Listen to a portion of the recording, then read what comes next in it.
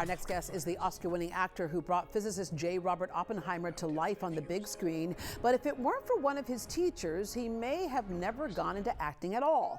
From his breakout role in the post-apocalyptic thriller 28 Days Later to terrifying audiences as the Scarecrow in Batman Begins, Cillian Murphy has become one of the most versatile actors of our time.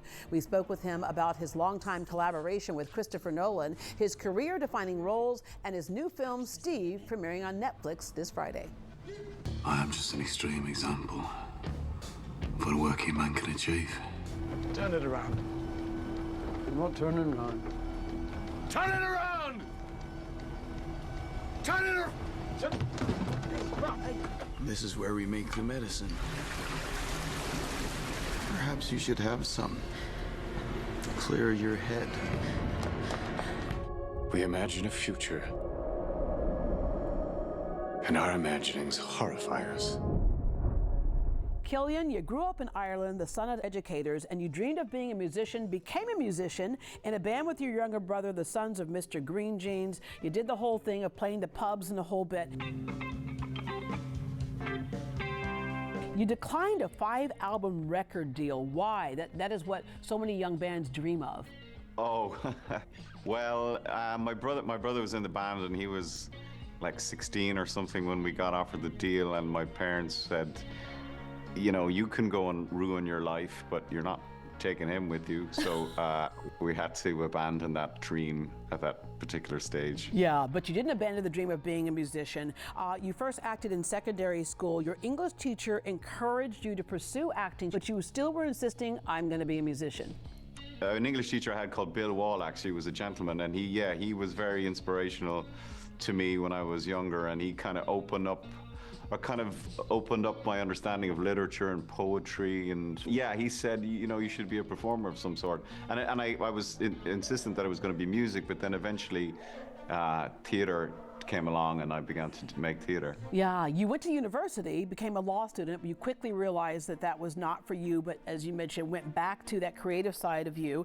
You made your professional debut on stage in the lead role of Darren Pig in Disco Pigs, but then there was that breakthrough film role, that post-apocalyptic thriller 28 Days Later. When that first came to you, what attracted you about that role?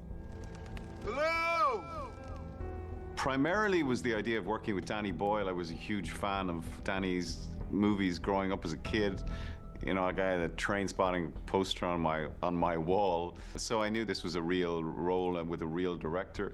But none of us imagined that it would connect in the way that it did, and it stuck around, that movie, surprisingly. Yeah, in fact, I just watched it a few months ago. Again, it's one of those ones that we watch over and over again. But speaking of a real role with a real director, in 2005, Batman Begins, you speak to the opportunities that come up when you're just in the room, you and the relationships.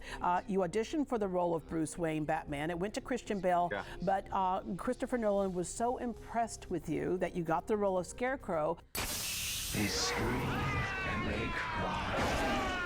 Which is your day now. But that helped to the beginning of forming a long-lasting relationship for you two. Yes, I mean, that's been one of the most important relationships of my career, is my work that I've made with Christopher Nolan, and that kind of changed everything, meeting him and working with him. We've made 6 films now together, and I feel just completely privileged to have worked with him. I think he's one of our greatest directors. He's a generational director, so it's been a journey and a massively rewarding one. Yeah, of course, you went on to roles in Inception, Peaky Blinders, Dunkirk, and then that role where you won the Oscar. I don't know if we can be trusted with such a weapon, but we have no choice. Where were you when you found out that you were actually nominated for Oppenheimer? Oh, this I remember. I was sitting in my parents' kitchen. Oh. Yeah, and my mom made a sponge cake, and we had some sponge cake. Yeah, and then you actually won. All right, now you're doing your new movie, Steve, on Netflix October 3rd. Give us the premise of Steve and what attracted you to this role. Is to just speak to us, because you're not alone, Shy. Oh, what about you, Steve? Let's talk about you. So Steve is the story of a reform school in 1996, and It kind of follows a day in the life of two characters. My character, Steve, who's the headmaster of the school, and this kid, Shai, who's one of the students in the school. It's kind of the worst day of their lives, really, but they're trying to connect with each other and trying to reach each other throughout the course of the film. And so when you have a good script like that, what ends up happening with the viewers, I guess you can call it kind of emotional mapping. We put ourselves and our own feelings into that role. What is it you think the viewer is going to experience with that?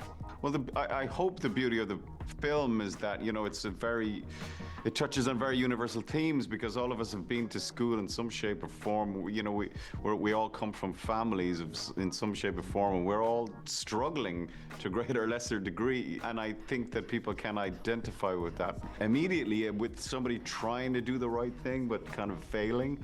I think it's pretty funny as well, and it's also quite hopeful. Yeah. It isn't all pessimistic, you know.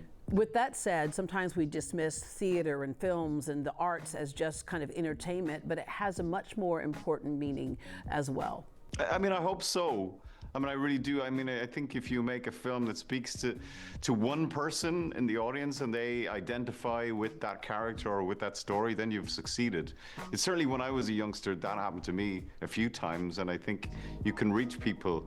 And with this film, you know, we've been playing it for teachers groups and for carers and for young people, and there's been a really, really profound and kind of strong response to the film, thankfully. Yeah, it's almost a form of therapy for us. Cillian, thank you so much for joining us. Thank you. Nice to talk to you. Say howdy for me. Oh, yeah.